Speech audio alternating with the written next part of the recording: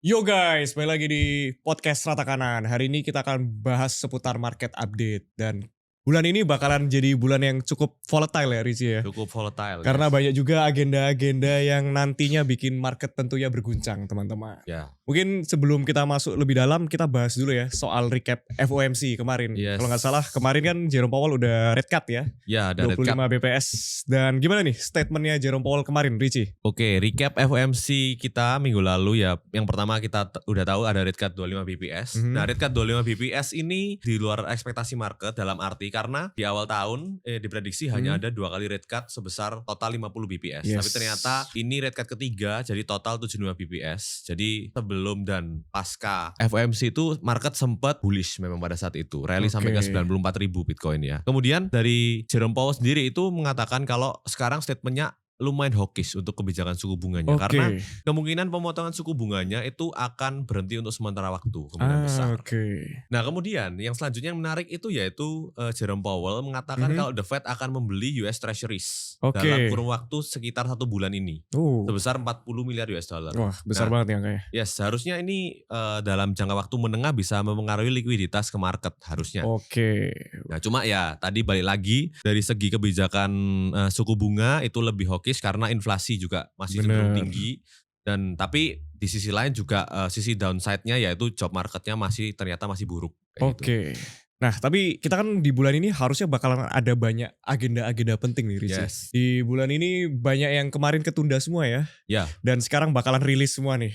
Betul. Dan ini bakal tentunya mengguncang market kripto ya nantinya ya. Iya. Ada apa aja Rizky di bulan ini? Cukup menarik dan biasanya mengundang volatilitas paling tinggi yaitu ada NFP ini ya. Oke, itu Tapi di hari Selasa ini. di hari Selasa ini ya. Yes, Di 16 malam Desember. kita syuting ini ya nanti ya. Nah kemudian selain itu yang menarik juga yang cukup high volatility pastinya ke market yaitu CPI. Yes. CPI di hari Kamis tanggal 18. Oke, 18 Desember CPI ya. Ini benar-benar volatile ya teman-teman ya. Biasa banyak banget nih 10 menit, 5 menit sebelum data CPI rilis mereka udah pada buka position nih. Yes. Nah, yang gak kalah penting di Desember 19 juga ada PCE nih Richie. Nah, kan katanya PCE itu jauh lebih dilihat oleh The Fed ya. Buat menentukan suku bunga acuannya ke depannya daripada CPI. Cuman ya keduanya tetap sama-sama penting. Karena dua-duanya juga mengundang volatile ke market ya. Volatilitas ke market ya. Nah Richie, di tahun depan kira-kira bakalan ada rate cut gak? Oke, berdasarkan kemarin ya yang terakhir FOMC kemarin, kalau ini dari dot plot untuk FOMC dari Bloomberg ya. Yes. Jadi untuk tahun 2026 sendiri diprediksi kalau dari pendapatnya para FOMC ya board-boardnya itu kemungkinan hanya akan ada 1 kali rate cut di tahun 2026. Oke. Tetapi kalau dari futures marketnya memprediksi bahwa ada 2 kali rate cut Oke. sebesar total 0,5 BPS. 0,5 BPS. Jadi tadi kalau dari boardnya aja itu kemungkinan cuma bisa 1 kali rate cut 25 BPS. Yes. Kalau futures market 2 kali rate cut 25 BPS masing-masing. Jadi Bener. total 0,5. Nah mungkin yang jadi pertanyaan banyak teman-teman, kenapa harga Bitcoin bisa drop nih hari ini? Cukup dalam ya dropnya ya. Bahkan dalam. altcoin pun juga turun lebih dari 10% nih kebanyakan nih. Banyak. Kenapa nih Richie? Apa yang bisa nyebabin market drop nih? Oke, sebenarnya kayak tadi juga udah dibilang bahwa seharusnya FOMC ini dampaknya lebih ke arah bullish harusnya untuk short term. Yes. Tapi setelah FOMC itu pada saat itu kita lihat kalau Bitcoin itu turun dari harga 94 sampai ke kalau nggak salah sekitar 91, turun lumayan pada saat itu. Nah jadi ada di hari yang sama itu ada rejection harga yang cukup kuat. Yes. Nah itu alasannya yang pertama itu karena adanya data keuangan Oracle, perusahaan Oracle di US yang ternyata itu di bawah forecast revenue-nya. Oke. Nah dari situ makanya Oracle ini kan juga erat kaitannya dengan teknologi dan AI kan. Yes, Jadi, sangat erat. Jika proyeksi ekonominya revenue-nya ini di bawah perkiraan, nah orang itu semakin takut akan adanya AI bubble. Yes. Seperti itu. Oke. Nah itu makanya juga ngedorong sentimen bearish sedikit ya. Yes. Adanya rejection sedikit di market crypto. Dan pada saat itu Oracle juga sahamnya turun lumayan banyak, sekitar 16% langsung Oke, pada situ. itu dalam banget. Yes, otomatis kan juga kayak kita tahu juga Bitcoin ini bergeraknya juga lumayan mengikuti SPX atau Setuju. S&P 500. Jadi ya otomatis ketika Oracle turun atau juga saham teknologi lain turun, ya Bitcoin juga ikut turun. Benar banget. Nah, yang gak kalah penting juga di minggu ini kemarin kan ada agenda-agenda penting tadi soal CPI, PCE, tapi juga gak ada yang kalah penting juga ini dia, Central Bank Decision ya di minggu ini ya. Cukup banyak banget nih Richie. Banyak banget. Mulai dari kalau Indonesia di hari Rabu ya. Cuman yang bakalan ngaruh banget biasa ini ya, BOJ ya, Bank of Japan ya. Salah satunya yang sekarang berpengaruh BOJ ini. Nah, mungkin bisa dijelasin Richie, kenapa bisa sepengaruh itu BOJ nanti? Ya, memang di minggu ini nih sangat banyak bank-bank besar kayak ada ECB, Bank of England, kemudian Rusia juga BOJ, kemudian kita juga nanti Indonesia. Kita Rabu besok bakal melihat adanya keputusan suku bunga. Nah, cuma BOJ ini saat ini memang yang paling krusial karena cukup berpengaruh untuk US juga. Dan ekonomi secara global, terutama market ya. Kenapa? Yang pertama itu ini tanggal nanti 19 Desember, hari Jumat jam 10 pagi ada keputusannya. Itu kemungkinan BOJ ini akan menaikkan suku bunga sebesar 25 BPS.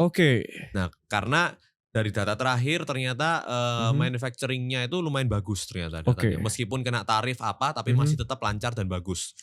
Dari segi manufacturing otomatis ekonominya terlihat masih fine seperti itu. Nah, tapi memang yang kenapa kok Jepang ini cukup krusial saat ini untuk suku bunganya, keputusan moneternya begitu. Karena pertama yang kita perlu tahu yaitu adanya Japan Carry Trade. Nah, Japan Carry Trade ini adalah cara gampangnya adalah meminjam uang dalam bentuk yen untuk dibelikan aset yang lebih high return. Karena kita lihat sendiri di chart ini dari tahun 2016 itu suku bunga Bank Jepang itu minus 0,1 di bawah 0. Di bawah 0. Sampai di tahun 2024. Di sini itu memicu atau mengundang untuk para investor itu meminjam dalam bentuk yen, kemudian ditukarkan dalam bentuk aset yang lebih high risk, yang lebih high return seperti itu. Nah, kemudian kita lihat di sini ya ada rate hike pertama di 2024. Ini pada saat itu saya ingat juga Bitcoin ngedrop pada saat itu. Kemudian juga hike kedua Bitcoin juga ngedrop lagi dan hike ketiga ini Bitcoin juga drop cukup lama. Cukup lama ya.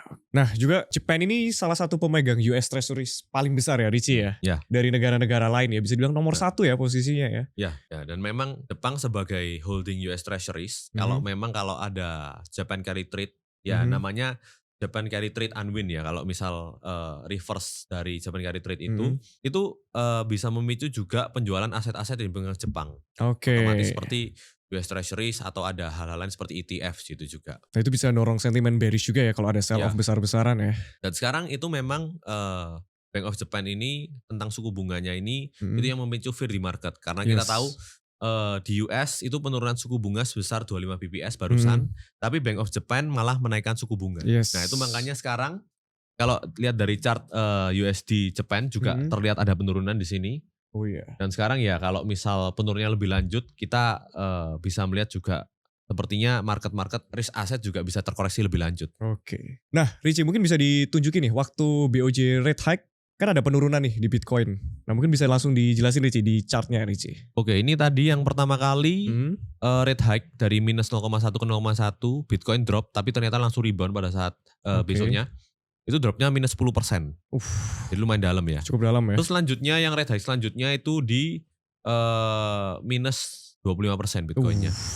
Nah ini lebih lama penurunannya. Jadi ini rate hike-nya Bank of Japan itu dari 0,1 ke 0,25 BPS. Nah kemudian selanjutnya ini di tahun ini itu ya di awal tahun itu rate hike juga 0,25 BPS. Dari 0,25% jadi 0,5% untuk rate-nya Bank of Japan. Dan ini Bitcoin turun lumayan lama ya ini ya, sekitar dari bulan Januari sampai April ini. Ya cukup lama sih. Baru ada rebound lagi ya setelahnya. Nah mungkin juga bisa dibilang bulan ini return Ethereum ngalahin Bitcoin ya, secara monthly return ya. Yes, bener banget. Nah ini memang kalau dari kita lihat monthly return ya, Bitcoin itu per Desember per sekarang, per direkam ini yaitu minus 4%. Tapi Ethereum sendiri itu minus cuma 1%. Jadi bisa dibilang performance-nya Ethereum cukup kuat ya. Cukup kuat. Apalagi setelah Fusaka kemarin ya. Ya itu salah satu penopang lah, pendongkrak lah untuk Ethereum. Dan di sisi lain juga kayak institusi kita lihat kayak Bitmain itu sampai sekarang masih borong terus Ethereum ya. Dan posisinya Bitmain sekarang masih menjadi nomor 1 sebagai perusahaan holding Ethereum Treasury paling besar di dunia. Dan di kita ngerekam ini juga barusan Cathie Wood itu baru invest lagi ke Bitmain ya. Dan itu juga bakalan jadi sentimen baik juga ya ke depan buat Ethereum. Karena bisa kita lihat sendiri Bitmain tuh perusahaan holding Ethereum terbesar di dunia. Dan dia setiap minggunya bisa dibilang juga borong Ethereum. Kalau misalnya seller tiap minggu borong Bitcoin, Bitmain borong Ethereum. Nah ini juga terakhir meskipun Ethereum Bitcoin DAM turun sideways itu ini tetap melakukan pembelian. Ini antara tanggal 8 sampai 14 Desember itu beli 100.000 Ethereum ya. Jadi total holdingnya sekarang udah hampir 4 juta Ethereum. Hampir 4 juta Ethereum. Padahal dulu kita awal-awal syuting kayaknya masih ratusan ribu. Sekarang udah ke angka 3,9 juta. Besar banget sih buat Ethereum. Nah mungkin yang orang-orang juga tungguin Rizky. Apa bener sih nanti Desember bakalan ada Santa Rally nih Rizky? Sebenarnya kalau dari saya pribadi itu nggak terlalu percaya. Tapi kita lihat aja dari weekly returns tahun-tahun lalu ya. Yes. Nah kita lihat pertama Bitcoin. Nah Bitcoin sendiri sebenarnya kalau dari Desember ini performance-nya nggak seberapa baik. Jadi di week ke-51, 52, itu 53 ini lebih cenderung banyak merahnya ya. Oke. Tapi kalau Ethereum ini secara overall lebih baik. Lebih banyak hijaunya. Meskipun lebih ini memang ya di tahun 2024 ini memang agak dalam di week ke-51-nya untuk return-nya. Tapi kalau dari Bitcoin sendiri, ini kita lihat kan sekarang kalau dari chartnya sendiri itu terlihat ada penurunan sudah lumayan dalam ya ini. Dari harganya kemarin di high-nya di 94, sekarang ke 86-an ini sekarang per record ini ya. Ya sudah turun sekitar 10%.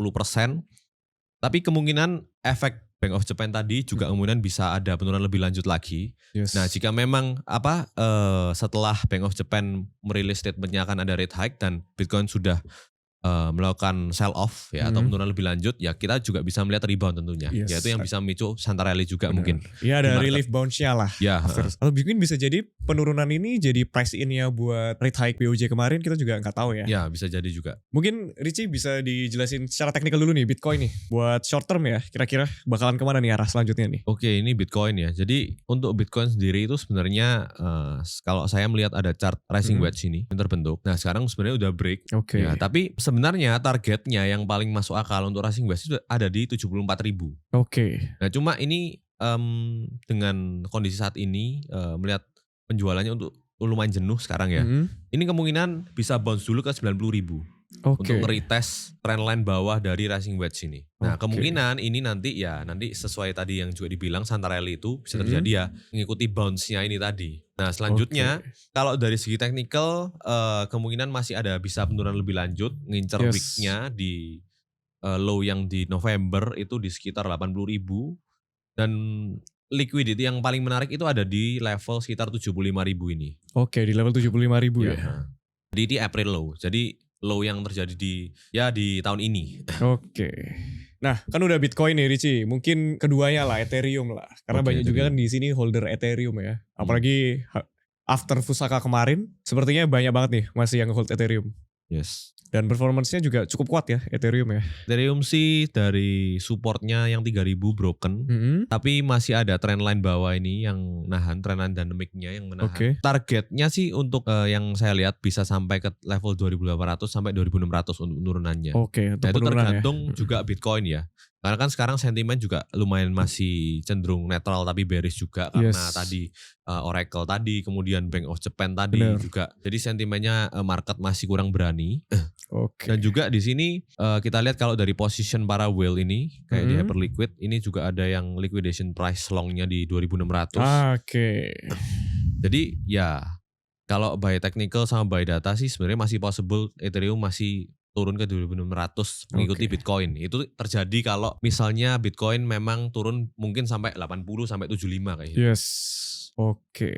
Mungkin satu lagi ya buat technical analysis kita ke Hyperliquid. Karena banyak banget ya holder Hyperliquid, termasuk juga di Thrift. Holder Hyperliquid itu nggak sedikit teman-teman, tapi banyak banget nih. Mungkin secara technical Richie, Hyperliquid bakal kemana nih arahnya nih? Terakhir kita juga pernah bahas di podcast Hyperliquid ini lumayan bearish kondisinya sekarang.